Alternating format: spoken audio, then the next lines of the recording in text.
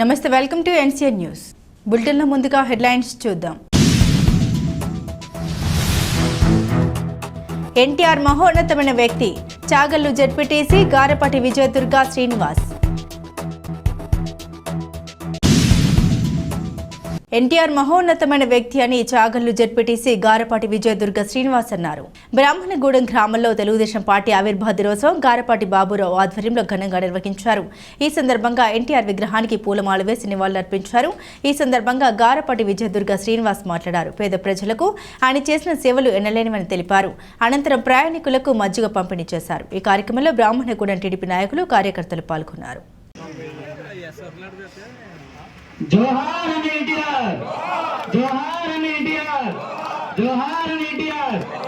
जय तेलुगुदेशम, जय तेलुगुदेशम, जय तेलुगुदेशम. जोहार एनटीआर, जोहार, जोहार एनटीआर, जोहार, जोहार एनटीआर, जोहार, जोहार, जोहार, जोहार, जोहार. वतेलाले, वतेलाले, वतेलाले. जोहार एनटीआर, जोहार एनटीआर, जोहार एनटीआर, जोहार एनटीआर.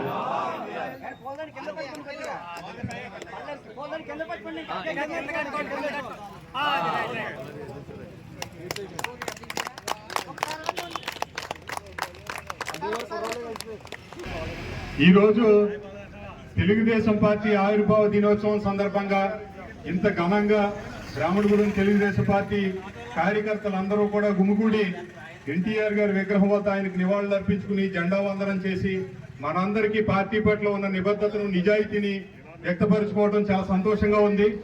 మరి ఒక్క నిమిషం రామారావు గారు మాట్లాడిన తర్వాత ఇక మాట్లాడడానికి ఏం లేదు, కానీ నాకు ఈ మాట్లాడడానికి ఒక అవకాశంగా భావించి మీ అందరితోటి ఒక్కసారిగా కమ్యూనికేట్ అవడానికి ఇది ఒక మంచి అవకాశంగా భావించి 2 మాటలు మాట్లాడదలిచాను. ఆ రోజు పార్టీని పెట్టే పరిస్థితులు ఒకసారి మనం గమనించుకోవాలి. ఆనాటికి నేను పుట్టి లేను. ఇలా ఇందులో కొంతమందికి తెలిసి ఉండొచ్చు, కానీ చరిత్రను చదువుకున్న దాన్ని బట్టి మన రాష్ట్ర ముఖ్యమంత్రుల్ని ఢిల్లీ నుంచి నిర్ణయించే పరిస్థితులు ఆ రోజుల్లో ఉండేవి. ఇక్కడ మనం ఓట్లు వేసి గెలిపించిన వ్యక్తిని మద్దతుతో ముఖ్యమంత్రి అయ్యేవాడు కాదు.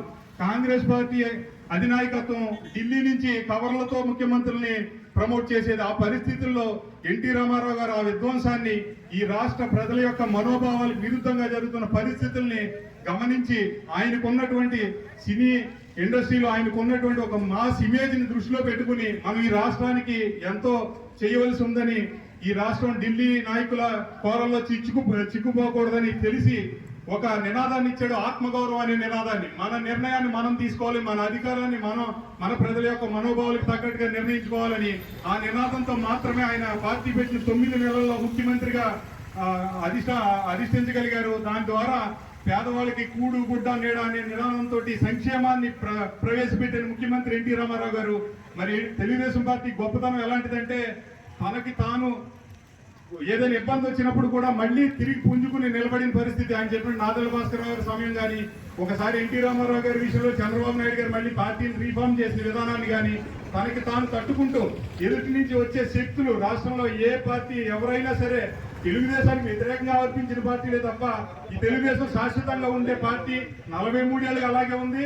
రాబోయే జీవితకాలం పాటు మనందరం ఉన్నంతకాలం, ఈ రాష్ట్ర చరిత్ర ఉన్నంతకాలం కూడా తెలుగుదేశం పార్టీ అలాగే ఉంటుంది. దీన్ని కదపడం, చెరపడం ఎవరి వల్ల సాధ్యం కాని పని. అలా అనుకున్న వాళ్ళ పరిస్థితి ఏంటో అందరికీ తెలుసు, నా నోటితో చెప్పక్కర్లేంది.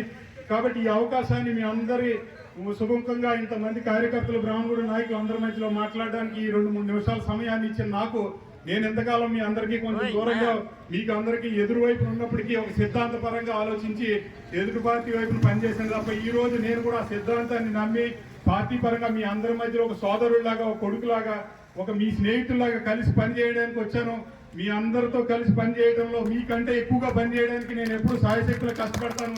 నా వంతు ఏం అవకాశాలు ఉన్నా కూడా పార్టీకి ఉపయోగిస్తాను. జడ్పీటీసీ అనే ఒక పదవిని కూడా మన గ్రామానికి కానీ మండలానికి కానీ ఉపయోగపడాలనే ఉద్దేశంతో మాత్రమే పనిచేస్తున్నాను.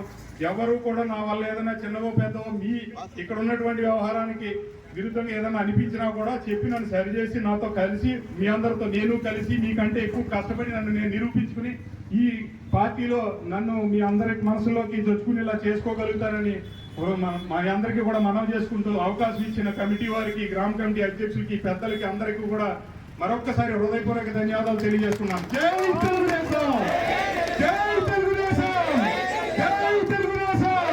జోహార్ అన్న ఎన్టీఆర్, జోహార్ అన్న ఎన్టీఆర్, జోహార్ అన్న ఎన్టీఆర్, జై